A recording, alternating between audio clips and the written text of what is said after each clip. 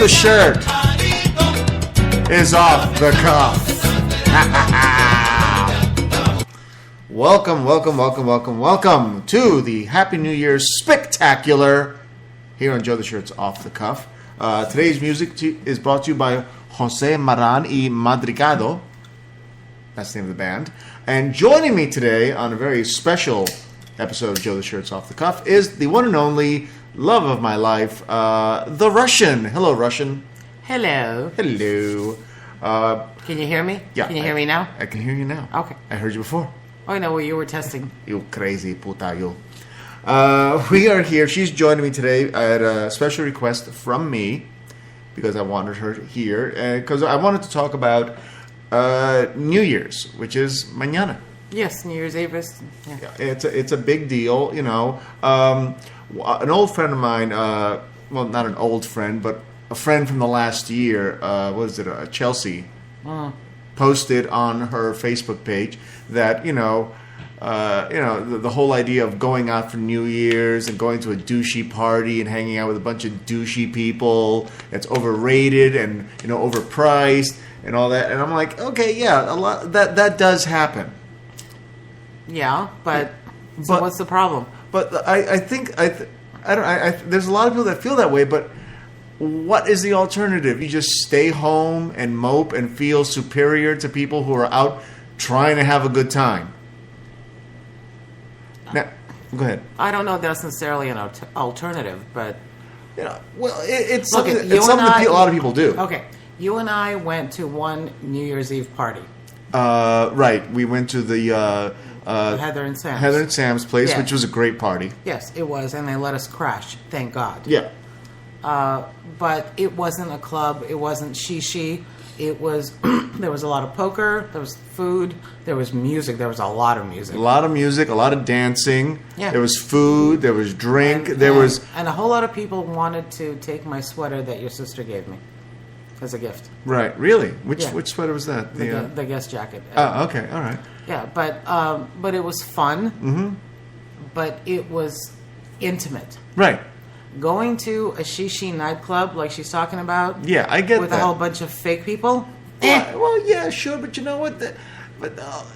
That's part of the scene. It really is. And that's one of the things I am looking to talk. We're just talking, really today, we're just talking about New Year's and the things that go with it. I know a lot of you out there, you have plans or you don't have plans for tomorrow night. We have a plan for tomorrow night. We always do. And it's the same plan pretty much every year with the exception of the time we went to Heather and Sam's. Right. But even then, we still had the food we had it the next day. That's right. We still did the same shopping. And I will get to that in just a moment. Okay. Now, I see a lot of you guys out there have never partied for New Year's with Russians. Now, if in your typical American-style New Year's Eve, you go out around 8, 9 o'clock. You get to where you're going, or one of the places you're going, you do stops on the way, and then end up somewhere for the big, 10, 9, 8. Yeah, exactly. And then you all get piss drunk. And by 12:30, you're done. Right. And then you kiss and fuck people. Sometimes people you actually know, sometimes not so much. You don't, yeah. And it's always been my opinion. By 1 a.m., it is empty. Right. Most places will be empty around 1, 2 a.m. at the latest because Very latest. here, especially here in Los Angeles, because 2 a.m. is when you get kicked out of the clubs. Yeah, it's against the law for them to serve you anymore. Unless you're at a party, and then you can hang out longer like we did at Heather and Sam's. But Russian New Year's take on a very different approach to that. Okay, give us the Reader's Digest version. What do Russians do for New Year's Eve? Okay, well, for starters, we don't start until about 11:30 or 11:45 New Year's Eve. Mm-hmm. We ring out the old year. Right. With usually some appetizers and lots of vodka. Lots of vodka. Which is really not all that different from your average Russian funeral. Right. But that gets us to just that right buzz for midnight. Right. When we ring in the new year. And that's when the party really starts. Mm-hmm. And normally, Russian parties, whether it be at a restaurant or at a house, go until about 6 a.m. because we dance, we sing, we drink. There's a lot of food. There's a lot of rich food, Right. which is the perfect hangover food. There's a lot of salty and pickled food, which is the perfect hangover. So you can keep drinking and eating and drinking and eating. And so, thus ergo, by 6, we're finally ready to fall down. Right. Now, I know that just from watching movies, I know a big tradition for a lot of Russians before they start partying, they might go to a spa and take a schwitz, a steam, a sauna. Those are usually men. Right, men. Men. They beat each other with eucalyptus leaves and With the broom handle. right, and they steam and they sauna and they drink beer while they're doing that. Beer and vodka. Beer and vodka. And then they go to a party. And then the next day they go back to the steam and sauna and schwitz some more. Okay, but you know that aspic crap that you hate? Right. For those of you, let me explain. Let me explain aspic. For those of you who don't know, aspic is basically chicken jello. I don't care what she says after this. If you ever see or taste aspic, first of all, it tastes exactly the way it sounds, aspic, and it is essentially chicken jello. Okay. Go ahead. You tell them what you think. No, of it. I can't stand it either. I'm right there with you. It's disgusting. However, when it's cooked, when it's hot, allegedly, and I've never had this in a bathhouse because I've never been to a bathhouse, it is the best cure for hangover. Because when it's hot, it tastes like really, really rich broth. And rich, fatty Yeah, broth. but nobody's ever tried serving it to me hot. Everybody's always given it to me cold. That's because you've never been to a Russian bathhouse. And then you have chicken jello, which is nothing but chicken fat. I can't stand it. Yeah, it's gross. They offered it to me at the store today, and I couldn't It's like because they're assuring you it's the best, it's the best, it's the best. No. You know what? My mother made the best. My best friend's mother made the best, and no, I can't. Yeah, stand Rena it. from a place I used to work at, she made the best, and I still spit it out right in front of her. I can't stand it. It's nasty. It's disgusting. I never acquired a taste for it. It's chicken jello. That's exactly what it is. I don't care what anybody else Mind you, calls they make aspic out of pig's feet. Anything that's got the gelatinous tissue, you can make. Yeah, no, it's gross. Alrighty then. So. Anyway, so what was? Are you in a hurry with something? What? No, I'm just curious. No, I think we've covered aspic enough. no. Well, I'll lead. You follow. Sorry. What's wrong with you? You even said yourself, I lead and you'll follow. I'm sorry. We go where I go. That's the way it works. But speaking of something that's shared in New Year's Eve with you, Okay. Russian New Year's Eve, it is quite enjoyable. It's very different because the Russians tend to put out this very big spread of food. Yes. I mean, we got a bunch of stuff today. We're not going tomorrow to pick it up because that's just crazy. If you've never been to a Russian deli, go on New Year's Eve. Go the day of New Year's Eve and try to order anything.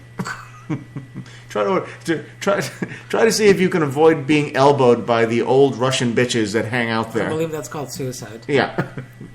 But it's a gang of fun though, and there's always like a zillion types of food. I mean, sometimes there'll be cold cuts, there'll be plenty of fish, there'll be a zillion dishes involving mayonnaise.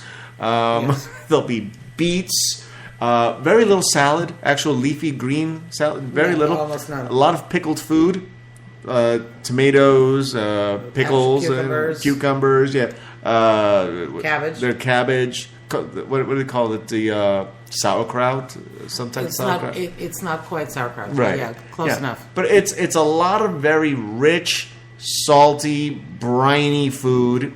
Well, what I think is interesting is the juxtaposition of the really rich stuff, like all the mayo salads, and then all the pickled stuff, which is nothing but brine, dill, and water. Right. And then on the protein side, we have two types of fish for tomorrow. Yes. We have flattened chicken, we have duck, and we have lamb chops. Yeah, we do. Yeah, we got that's like 5 different proteins right there. Just right. We also have 2 types of caviar. Exactly. That's right. We have the red and the black caviar for tomorrow. Yeah, fish guts. Yeah, fish guts. No, it's fish roe. It's fish eggs. Guts. Eggs, not guts. You know what? Talk to one of my friends. It's fish guts. And that's what we're doing tomorrow. That's our traditional New Year's. I mean, tomorrow I'll be doing my thing until about 10, 11 o'clock, then coming home to my lovely girlfriend who will have this grand feast for us. We have vodka, rum, and tequila chilling in the fridge already. We've got Diet Coke, and we've got beer. And champagne, too. And champagne, that's right, with the picture of Santa Claus on it. Or something. Yeah.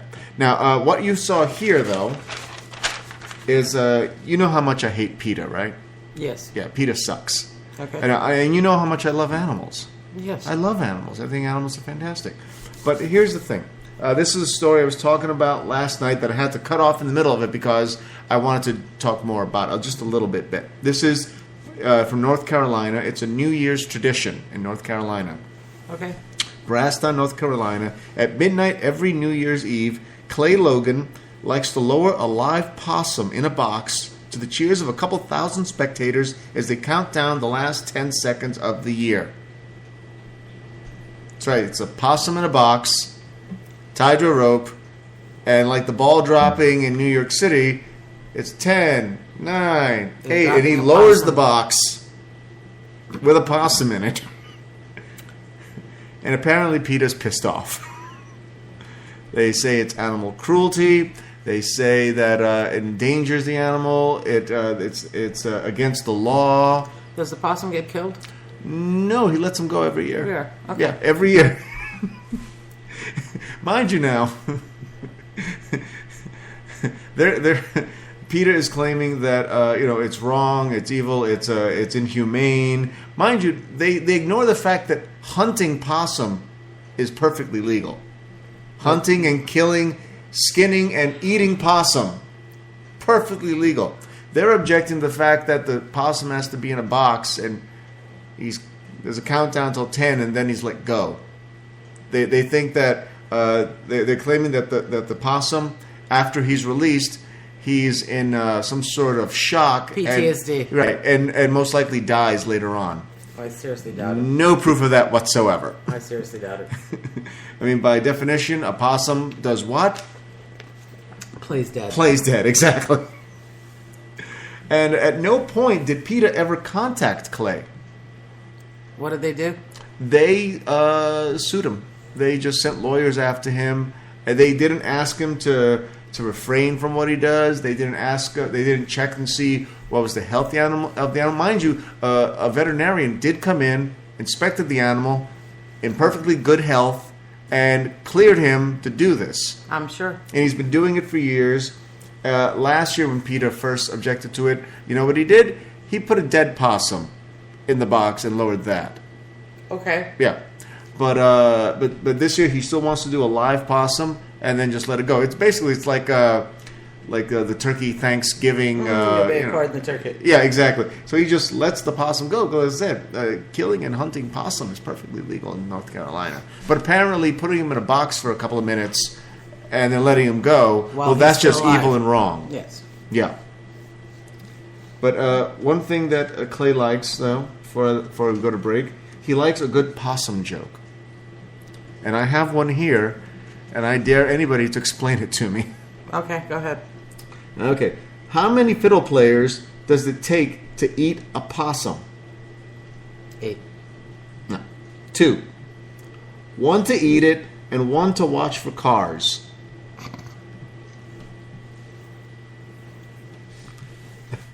I don't understand why it has to be fiddle players. In any case, we are taking our break. Oh, thank God. More music from Jose Moran and Madri Cabal. This song is called Encuentro de dos Reinas, Encountering Two Queens. I'm Joe the Shirt. For the Russian, we're taking a break. We're off the cuff, and we'll be right back.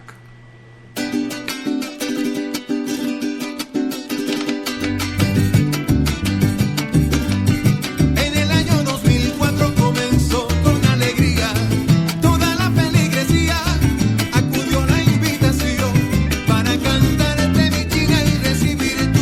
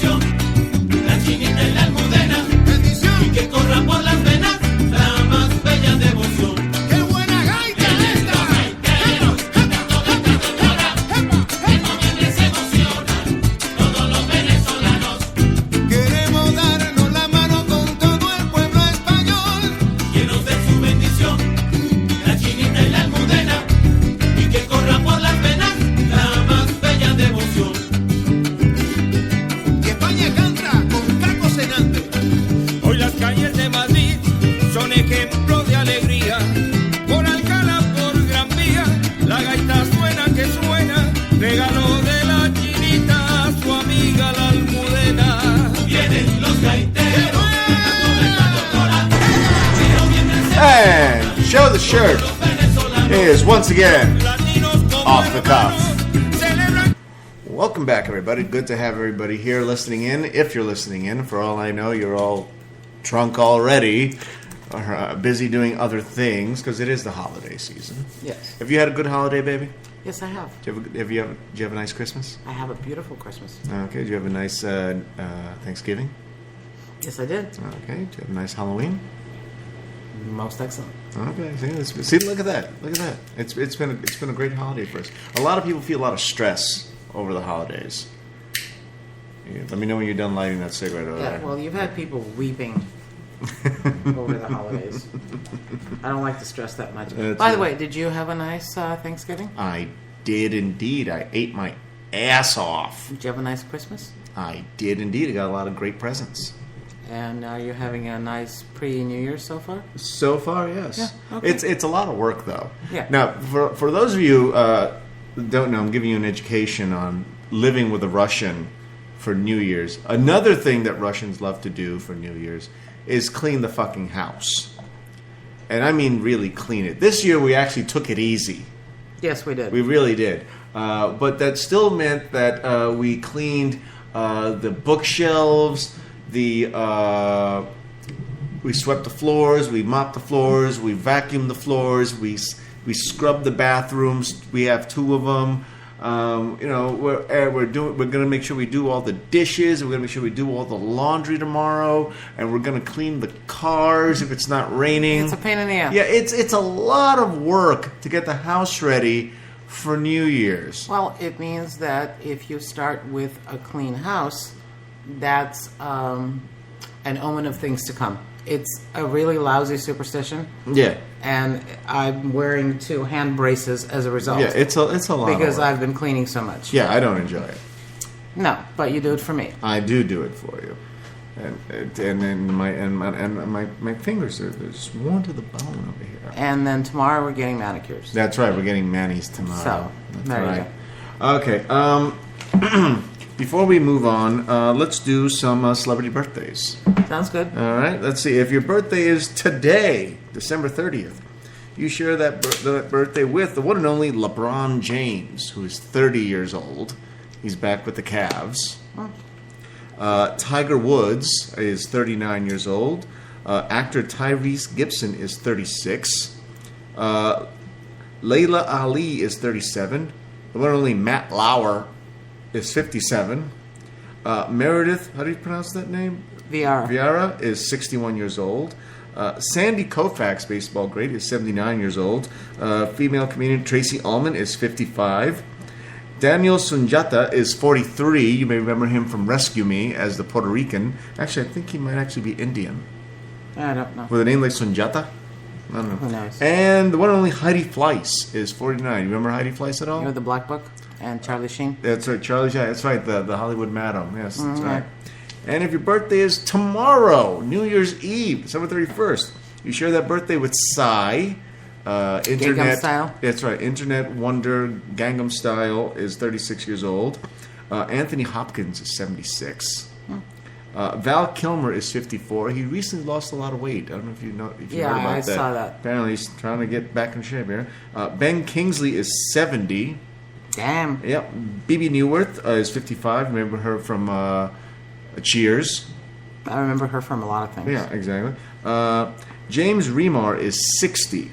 Who is that again? He's the guy that played Gans in 48 Hours. But you would remember more from Sex and the City as Samantha's one of her love interests. Billionaire love interest, yeah, okay. right? And one who got her the pearl thong underwear. Pearl thong underwear? Pearl thong. Now, I remember he wanted to give her a pearl necklace on the plane. No, pearl thong. And actor Lance Reddick is 51 years old. Who's that? Black actor. You would recognize him. I can't name anything. Yeah, I think he was in Oz for a while. Not that you ever saw that show, but you would recognize himself. Now, one of the big things that people do for New Year's is they have New Year's resolutions. Now, last year I made 2 resolutions, and I kept to them. I actually succeeded. One was to visit Wesley's taco truck Gorilla Tacos. Yes. And we've been multiple times Yes, now. we have. And enjoyed it every time. I mean, if you ever want Mexican taco with high end. with a real like chef quality to it. Yeah, it's high end. Yeah, I mean we're talking that he has oysters, clams, Octopus. sea urchin, octopus. I mean, it just Uni. yeah, No, he's got just such incredible flavors. And mind you, I'll be the first one to tell you, it's not cheap No, it's not. for food from a food truck. But you know what? It's not. What do you call it? It's not a roach coach. No, it's not. It's not a roach coach. It's very high end. It's very tasty. We've been happy every time. And most of the time, though, because the stuff is rather on the spicy side, you really can't eat a lot. You get sated pretty quickly. Right, and he serves breakfast, lunch, and dinner. Right. Depending on what location he's in that day of the week. Okay, so that was your... That was the first New Year's resolution that I made and I kept. Right. Do you remember the second one? No. Really? I got it for you today. Oh, flowers 1 month out of every year. That's not No, it. No, okay. You said it wrong. You got the right idea, but you said it wrong. Okay. Flowers 1 month out of every year. Does that sound right to you? Well, I was promised $1 every year, but I never got that. So, no, I was supposed to get flowers every month for the coming year. Yes. For this past year. Yes. And today you fulfilled your last month's promise. That's right. Because I reminded you like a dozen times. I was gonna do it. Just every time you remind me, it makes me want to put it off. Well, yeah. It was my resolution. I did it. But have you ever made resolutions like that at all? No. I don't like resolutions. For the most part, I don't like to make resolutions either. One of the things I posted online was, that I would make a resolution to do more shows, but that's right up there with drinking less, eating better, and exercising more. No, it's not happening. I don't like resolutions. No, because you know what? Because ultimately, it's a setup for failure. Do you know what percentage of resolutions end up in failure? I'm gonna go 95. You're close. It's actually 98. So, 98% of resolutions. Well, wasn't that far off? Right. So the vast majority of you who are making yourselves promises to do this, that, and the other thing, you're going to fail. The bottom line is you wake up one day and you decide you want to do something better for yourself, just do it. Right, exactly. You don't need to set a specific date for it. You need to make a big deal out of it. Just do it, and you'll probably feel better about it. But when you put that much pressure on yourself, you're just setting yourself up to fail. And when you do fail a little bit, you feel, well, I failed this much. Well, I might as well not do it at all anymore. It's a recipe for disaster. Now, I got together a list of the top 10 New Year's resolutions, not just in general, but specifically for the year 2014 going into 2015. Okay. Yeah. All right. I'm going to go through these here. We're going to talk them out a little bit here. Number 10. This one is rather vague. Accomplish something monumental. Now, I want you to just consider for a second, what is something that you've always wanted to do that you think is actually monumental? Something just like earth-shattering, life-changing, something that... Well, I'm not climbing Mount Everest anytime soon. Right, but I'm talking about something that you'd actually like to do. Something that I would actually like to do? Yeah. That's monumental for me. Yes. I want to go to Greece. There you go. Okay, that's a good one. I know that for me, I know that one of mine had always been that when I was considerably younger, I wanted to perform stand-up comedy. Okay. Which for me, I think it was monumental. It's monumental for most people, and I actually did it. Yeah. But generally speaking, I don't have anything monumental I want to do right now. Okay. Okay, number 9. Get more sleep, be less stressed. That's my daily goal. Yeah, see, that's the problem with the resolutions. Sometimes one resolution is in direct contradiction to the other. That's my daily goal. I'm always stressed, and I never get enough sleep. Well, think about it this way, though. Okay, how do you get more sleep and be less stressed while trying to accomplish something monumental. You don't. Yeah, you don't. It doesn't happen. No, it doesn't. It doesn't happen. From just experience from the chefs that I've known, like Brendan and Wesley and Gary. It's like these guys are trying to accomplish a lot. They're trying to open up their own restaurants and spread the ideology of their food. And I'm like, you've met these guys. They're some of the most stressed people you've ever met in your life. Especially Brendan. Yeah, Brendan needs a My Doll. Number 8, I thought this one was interesting. Improve dental hygiene. Now, generally speaking, I think we can all benefit from that. And I try. I really do. But Yeah. I'm so lazy. You can't floss with shit. I can't floss with shit. I really can't. But I try to brush more often. I make sure to rinse. But it's such a pain in the ass. You know, I'm going to be one of those toothless bastards one of these days. Number 7. This is one that you actually brought up. Travel. Oh, see? No, I would love. Well, for me, you said Greece. Yeah, you want Australia. I would love to see Australia. I really, really would. The cities, the outback, the people, the Great Barrier Reef. I can probably deal without the great white sharks. I think. But they tend to come, part of the deal when you go to Australia. Number 6. Give to charity and volunteer time. You give to charity. Well, you do every time you go to out of the closet. Right. I give to charity. I buy stuff from out of the closet. You like and I yourself. donate to out of the closet. And I donate to the Goodwill as well. But I don't want to volunteer my time. No. No, I By the way, going there and coming home is volunteering your time. in a way it is, yeah. But it's not like, say, going to a soup kitchen and feeding the homeless. No, and I don't wanna do that. Yeah, I don't want to do that either. Number 5. Go green. No. That's not kind of, you know what? We recycle paper, cans, bottles. We try. We try. We do. But obviously, if you talk to the greenheads on the planet, we don't do anywhere near enough. No. I mean, we're just lazy, is what we are. Number 4. Learn a new language or skill. Is there a language or skill that you'd like to learn? Besides knowing better Spanish? No, not really. No.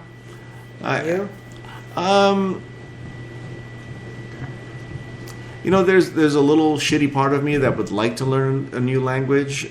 Russian, for instance, would be interesting because you are Russian and you speak Russian. Yeah.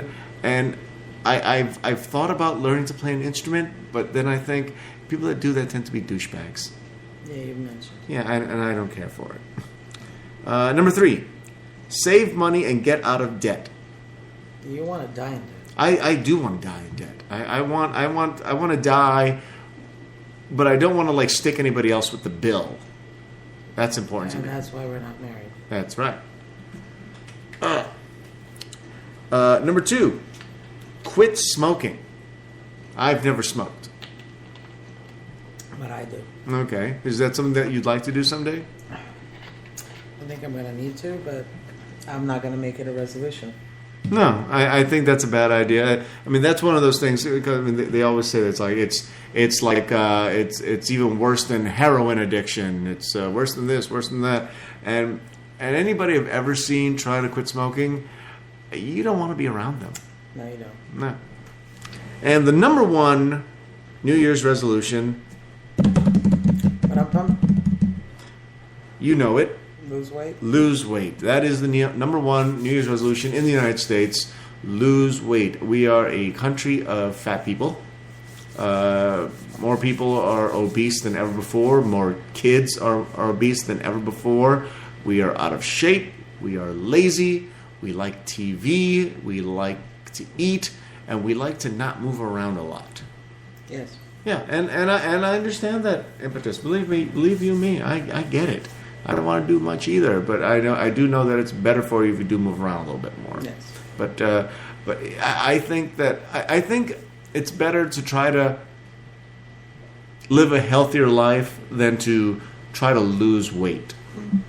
Yeah. Because when you're trying to lose weight, all you look at is is that number. And you know that people will eat right, they will exercise, they will go to meditation classes, they will feel better all around, but they may not lose an ounce. Right. And when they see that the scale isn't going down, they give up.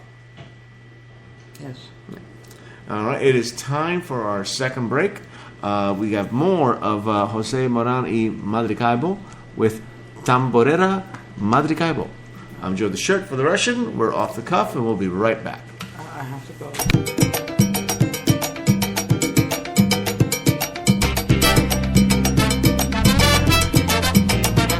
Yo vengo de Venezuela, directo de Maracaibo, y a todo el pueblo de España, y a todo el pueblo de España, tamborera les traigo. La tambora sí suena, y así se prende mi gente, moviendo bien la cintura, ritmo bien caliente, pero que vente a gozar. Tamborera, bien rica y sabrosa, la buena, es sensacional. Tamborera, para mi gente de España, la buena, que les invita a bailar.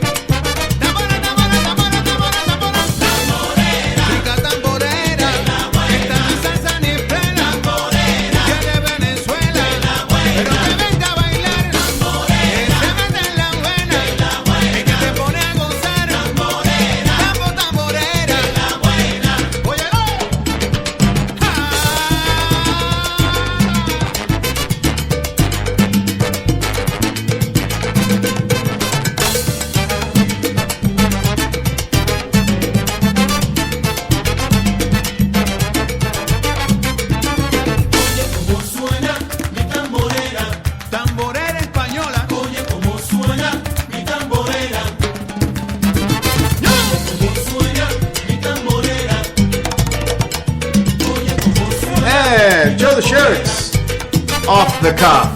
Welcome back, everybody. Okay, we are back with my girlfriend, the Russian, who is falling asleep on me. Well, I'm trying not to. You're not giving me anything fun to talk about. You're not. I don't like the New Year's resolutions. I don't like the celebrity birthdays. Pick something. You've got like dozens of stories. Well, I wasn't going to go with any stories today because I was going to just be talk off with the cuff. Exactly. Okay. All right. So. All right, but as for stories, I do have a story for you. Okay, give me. You've heard, of course, of what happened with Sony. Yes, the hackers. The hackers, according to federal government, they've determined that it was, in fact, North Korea that perpetrated the hacks. North Korea denies it to this day. And they're going to continue to deny it. And they also would like the United States to join them in a joint investigation as to who actually did it. Now, the last thing I heard was that President Obama was planning some kind of a retaliatory action against North Korea. Did he? He said that he would be looking for something that would be befitting the attack that was set against. And I don't know exactly how he plans on doing it. Right. You know, what is appropriate? What is an appropriate response? It's like, okay, a movie studio got hacked and a bunch of their personal information got spread all over the internet. But a movie studio also, actually, movie theaters actually canceled the release of a movie. Right, the 5 major movie theater chains in the United States. Right. opted to not show the movie The Interview with Seth Rogen and James Franco. Right. Wherein they depict North Korean leader Kim Jong-un having his head explode and die. Okay, and this is something you and I did talk about. Yeah. We, in this country, and I do consider myself an American, Yes, you are. we like spoofs. Yes. We do not have a visceral objection to our country's leaders being made fun of. No, we actually enjoy it. Yeah, we actually do. Having grown up in communist Russia, however, I will tell you that will get you in prison. Yeah. And North Korea is still very much like that. Yeah, you will go to prison. Yeah, you'll go to prison most likely for the rest of your life. Now, who was in charge of Russia when you were a kid? When you were still there? Brezhnev. Brezhnev. Okay. Now, what's really funny is that here in the United States, we have a long history of making fun of real, live world leaders. Yes. Charlie Chaplin made fun of Hitler. The Naked Gun movies made fun of Gorbachev, where he puts him in a headlock and rubs a stain off his head. Yeah. And also, was it Hot Shots Part 2, where Charlie Sheen's Rambo character is like assassinating Saddam Hussein. Yeah, but we like spoofs. Right, we do, and we would probably like this one on some level or another. Right. But for the first time that I can remember, another country has objected to the idea of us spoofing their leader, and then they threaten to threaten physical assaults on like movie 9/11 theaters. Type, yeah. Yeah, exactly. Type attack. And then these movie theaters and Sony said, okay, we're not going to do it. We're not going to release the movie. Well, they didn't want to endanger people. And you know what? If it sounds like a credible threat, that's what you do. But it wasn't a credible threat. But how do you know? Well, first of all, Sony made the decision, and so did these movie theaters. They have no idea what the capabilities of North Korea are. And Barack Obama himself said they made a mistake in doing it because it sets a bad precedent. We gave in, yes. Yeah. So, mind you, Sony did eventually release the movie in limited release across the country. And did they now? Yes, they did. I hadn't realized. Christmas, actually. Ah. They did release the movie in about 300, 400 theaters across the country, which is nothing. Nothing. No. You know, I mean, these days, for your movie to be even considered, you know, it's got to be on 3,000-4,000 screens. Exactly. And also it was released online through Google, Yahoo, and Sony's own website. Right. For pay-per-view. Okay. You know, but, you know, I had no intention of seeing this fucking movie. Well, neither did I. Right, and I'm not going to see it unless it happens to be on cable for free. But you know what? If somebody had told me, you know, Joe, would you like to go to the premiere of The Interview? Just a little heads up, the place might get bombed. I'd still go. Okay. I'd still go. I probably wouldn't. See, I'd still go because, first of all, like I say, you can't give them any credibility. You really can't. And when you release a movie in 3,000, 4,000 theaters, there isn't a country on the planet that can attack every one of those theaters. It's not possible. Every one of those, no, but the select few, right? But it could happen, right? But when you give into them like that, and then you release it in, you're negotiating with terrorists. Exactly, it's not a good idea. You just can't do that. And I resent the fact that these movie theater chains and Sony gave into them. And I completely agree with President Barack Obama. It's like you made a bad call. Yes, I'm glad that they did release it in some way or another, but it's still kind of pussyfooting around the subject. They're not really. It's a very limited release. Right? Yeah. I mean, they spent somewhere between $45 and $55 million making this movie.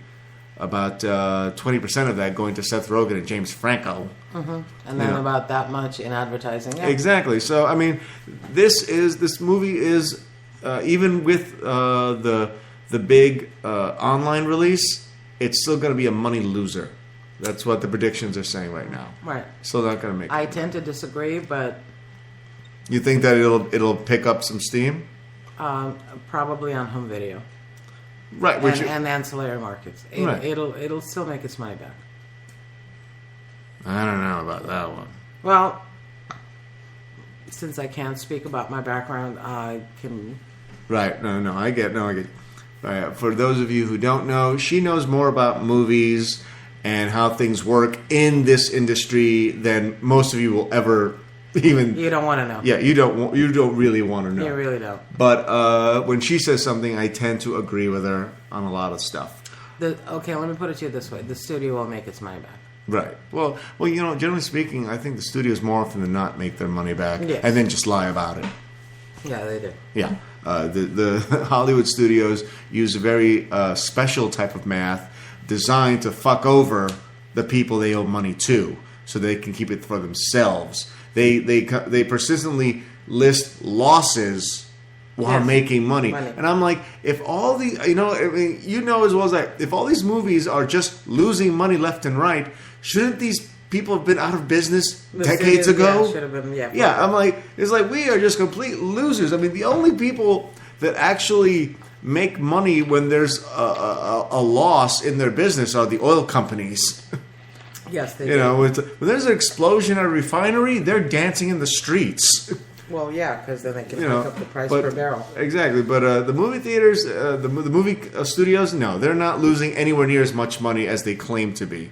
I'm sure they do. It's because they make lots of movies. They make lots of crap. Right, exactly. Yes, and sometimes they actually do, in fact, lose real dollars. But for the most part, no, they don't. Yeah. And of course, within the Sony debacle was, of course, all those emails that came out, right, from the executives, and it's not a that was probably my favorite part. Yeah, it was. I mean, I was like giddy with like all the shit that people were saying. That article for you, right? Where one of the heads of Sony was talking about what movies that she was going to some function where President Barack Obama was going to be there, and she was going to have the opportunity to speak with him. And she was asking a friend of hers, like, well, what should I ask him? And he was like, well, why don't you ask him what kind of movies he likes? And they're like, well, like what? Well, did he like Django Unchained? 12 Years a Slave? And all these other, what was typically be described as black movies. Well, racist, the Tuskegee Airmen. Right. And I fully believe that every studio on the planet, every executive, every person that works at these places makes jokes like this all the time. Yes, but none of them have been exposed. Exactly. I mean, you and I have said things a zillion times that we don't repeat to other people outside of our little, cone of privacy over here. No, we don't. Right. But, if somebody... Doesn't mean it doesn't happen. Right, but if somebody were to, record some of the things we say or do when no one else... And then actually release it to the public? Right. You could get fired. We could get arrested. Sued. We could get arrested. Yeah, exactly. And we are just about out of time. Yeah, we got just a minute to go. I'd like to thank my guest, the Russian, for being here tonight. Thank you, my love. You're welcome. Okay, the Russian. And I'd like to thank Jose Maran and the Madricaibo. Try saying that one more time. I know, right? Just keep fucking it up. Anyway, thank you for listening. This is Joe the Shirt's Happy New Year Spic-tacular. And we've been off the cuff. Later. Happy New Year.